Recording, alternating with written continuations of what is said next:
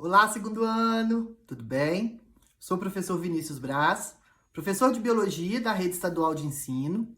E estou como professor de Biologia do programa Se Liga da Educação. A partir dessa semana, irei lançar para você, todas as segundas-feiras, uma série de vídeos onde irei corrigir as atividades semanais do plano de ensino tutorado, dos PETs, que você está desenvolvendo na sua casa nesse período de estudo remoto, nesse período de isolamento social. Então, você que é meu aluno na Escola Estadual Nova Aparecida, esse será o nosso canal, então, de comunicação, de correção das atividades, de interação, digamos assim, onde, por mais que estejamos longe, tentarei ficar mais próximo de vocês através desse vídeo. Você que não é meu aluno, pode acessar também esse canal para estar corrigindo as suas questões, como uma forma de buscar mais conhecimento. Caso tenha alguma dúvida, pode tirar comigo, mas dê preferência ao seu professor que irá auxiliá-lo nesse período. Então, na nossa aula, então, lá da Se Liga da Educação, a gente viu sobre a classificação biológica dos seres vivos, onde eu trouxe um aspecto geral sobre a necessidade de classificar e sobre os níveis de organização dos seres vivos que nós temos, sobre reino, filo, classe, ordem, família, gênero, espécie e o domínio. Falamos, então, das características gerais dos 5 reinos e das regras de nomenclatura biológica para espécie. E com isso, vamos então desenvolver as questões, beleza? Vamos lá. Questão número 1. Se você perguntar a um morador da Amazônia o significado da expressão lachesis muta, provavelmente ele não saberá. Ele conhece o perigo representado pela picada da surucucu, serpente peçonhenta que habita as florestas da região. A. Por que cientistas e pesquisadores preferem utilizar a denominação lachesis muta ao invés de surucucu? Gente, isso é o que eu falo em toda a aula, eu falei lá e falo com você sempre, meu aluno.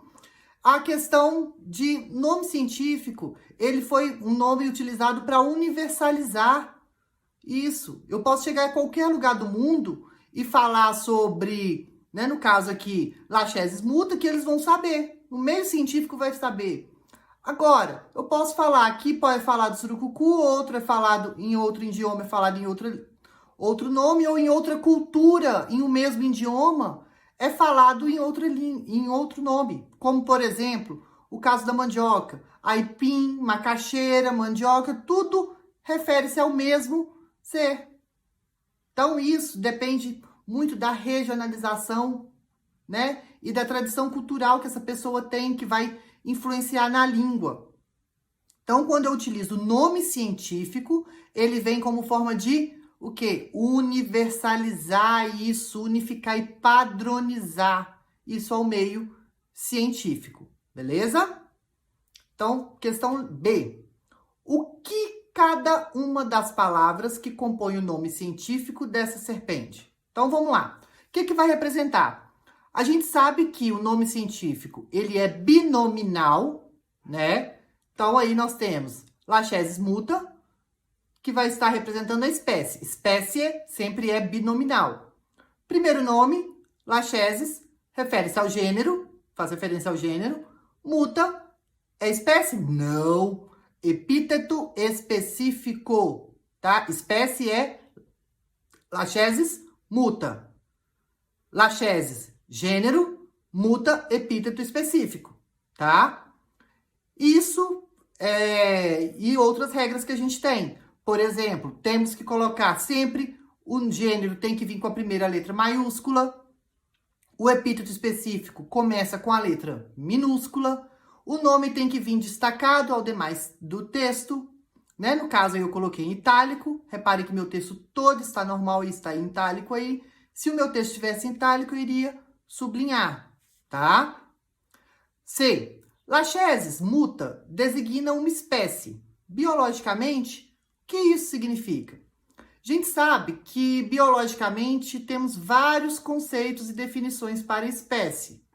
Mas aqui, então, a gente pode utilizar o seguinte, né? Que vai ser o quê? Um conjunto de seres vivos, onde eles são semelhantes, tá? Por mais que eles possam ter características morfológicas diferentes, cor de penagem e por aí vai, dependendo.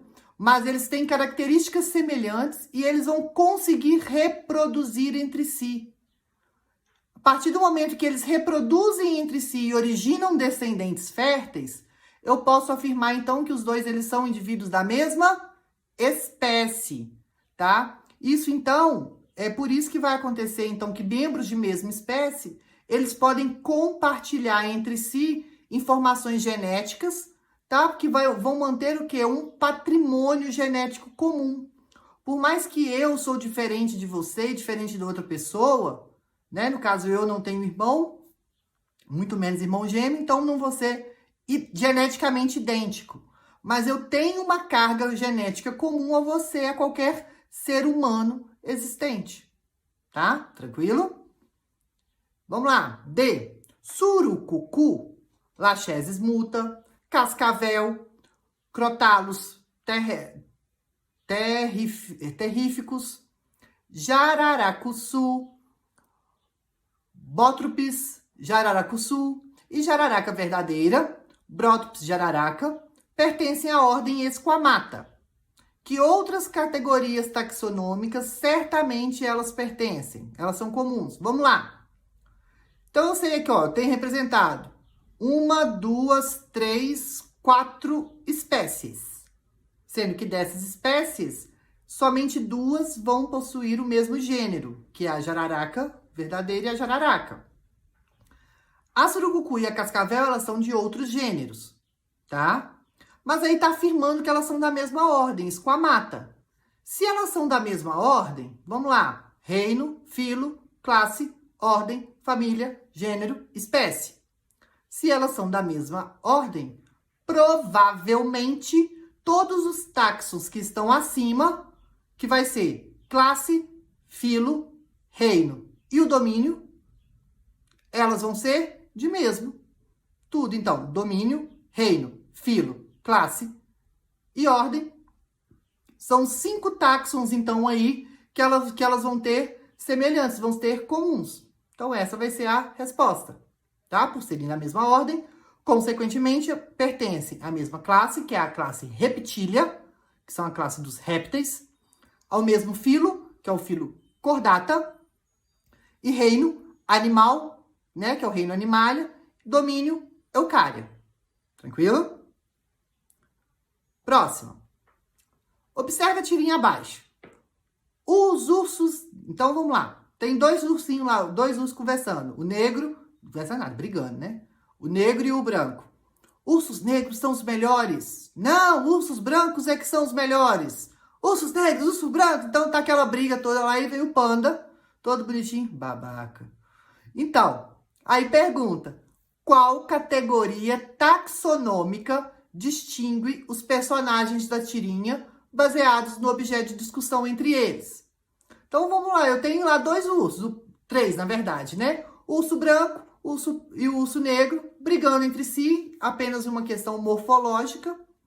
Sabemos que o urso negro, ele, por mais que ele não seja um animal nosso, típico nosso, ele é típico de regiões da região norte, né? Do Polo Norte, digamos assim, norte do Canadá, dos Estados Unidos. Ele vai ser um animal onde eu posso ter a variação, né, de pelagem. Então, o urso pardo e o urso branco aí, nesse caso, o negro e o branco, eles podem ser da mesma espécie. Mas aí chega o panda, que a gente sabe que é de espécie diferente. Isso, então, e ele fala, babaca, eles estão brigando por uma coisa boba, eles são de espécies diferentes. Né? Aliás, eles são da mesma espécie, o branco e o pardo, né? E o panda, que é o de espécie diferente, tá lá assim. Babaca, pra que vocês estão brigando, gente? É tudo a mesma coisa. Tá? Então, qual que vai ser, então, a categoria taxonômica que vai distinguir? Vão ser as espécies. 3. Considere, então, a tirinha. Tem lá, Mickey Mouse, adoro. Uma mosquinha de banana. Você deve estar me confundindo. Sou uma drosófila Melinogaster. Isso. Mas tá ruim, tá? Drosophila melinogaster. Com licença. Não suporto esses nomes artísticos. Então, ele tá falando, né, que ele viu a banana lá e tinha a mosquinha bonitinha que falou que não é uma mosca, não. Que tá confundindo. Ele é uma drosófila, né? Que eu falo o quê? O nome científico dele. Tomando como ponto de partida o último quadrinho da tira, no qual o rato, ele faz referência ao nome científico da mosquinha da banana, como se fosse o nome artístico, responda. Qual que, então, gente, é a importância de utilizar nomes científicos para identificar os organismos? Falei, unificar a linguagem. E a letra B, por que se utiliza o latim como língua para atribuições desse nome? Gente, então tem uma questão histórica aí, a gente sabe que o latim, ele é uma língua já morta, e por isso ela vai ser imutável. Um dos motivos do latim ser a língua dos nomes científicos estarem em latim.